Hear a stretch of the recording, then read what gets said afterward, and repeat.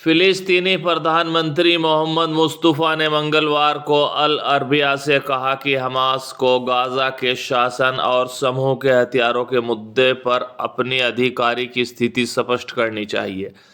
मुस्तफ़ा ने कहा कि कोई भी राज्य जो खुद का सम्मान करता है वह हथियारों, कानून और शासन की बहुलता को स्वीकार नहीं करता। उन्होंने जोर देकर कहा कि गाज़ा पट्टी में हथियार, कानून और व्यवस्था पूरी तरह से फिलिस्तीनी राज्य के हाथों में होनी चाहिए।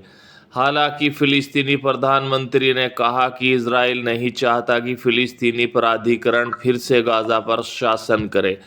मुस्तफ़ा ने जोर देकर कहा, लेकिन गाज़ा का शासन पूरी तरह से पीए द्वारा ही होना चाहिए और हम पक्षपातपूर्ण भूमिकाएं स्वीकार नहीं करते।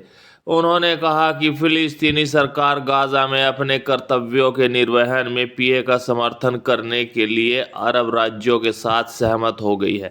मुस्तफ़ा ने फिलिस्तीनी राज्य के लिए समर्थन जुटाने में सऊदी अरब की भूमिका पर भी प्रकाश डाला।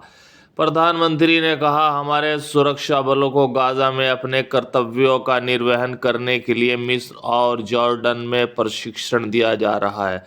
उन्होंने कहा कि गाज़ा में 18,000 सुरक्षा कर्मी हैं जो अपने कर्तव्यों का निर्वहन करने के लिए तैयार हैं। अमेरिकी राष्ट्रपति डोनाल्ड ट्रंप की योजना के तहत गाज़ा में स्थिति को सुरक्षित करने के मदद के लिए गठित होने वाले अंतर्राष्ट्रीय बल पर टिप्पणी करते हुए मुस्तफ़ा ने इस बात पर जोर दिया कि इस मामले में पीए की भी भूमिका होनी चाहिए। मुस्तफ़ा ने कहा कि इस बल को फिलिस्तीनी प्राधिकरण की मंजूरी के साथ आना होगा और साथ ही उन्होंने यह भी कहा कि इसका मिशन अस्थायी होना चाहिए। उन्होंने कहा इसकी भूमिका सहायक होनी चाहिए और इसे विकल्प के रूप में नहीं देखा जाना चाहिए। दोस्तों, वीडियो को लाइक करें, शेयर करें और सब्सक्राइब करें।